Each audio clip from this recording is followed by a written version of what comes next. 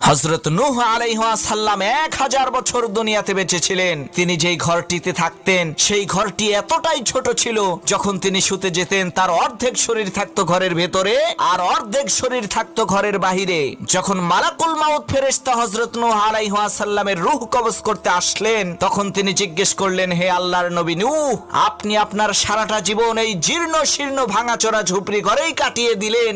আপনি চাইলে তো উন্নত মানের বিলাসবহুল একটি ঘর তৈরি করতে পারতেন, কিন্তু কেন তা আপনি করেননি? তখন নূহ আলাইহিস সালাম বললেন, হে আল্লাহর শক্তিশালী ফেরেশতা মালাকুল মাউত, আমি আমার জীবনের শুরু লগ্ন থেকে আজ পর্যন্ত শুধুমাত্র তোমার আসার অপেক্ষার প্রহর গুনতে গুনতে আমি আমার এই 1000 বছরের ছোট্ট এই জীবনকে কাটিয়ে দিয়েছি। তখন মালাকুল মাউত বলল, হুজুর, এমন একটা জামানা আসবে যেই জামানার মানুষেরা 100 বছরের কম সময় হায়াত পাবে, কিন্তু তারা ওই বিশাল পাহাড়ের মতো আকাশচুম্বী আলিশান বাড়ি নির্মাণ করবে। তখন নূহ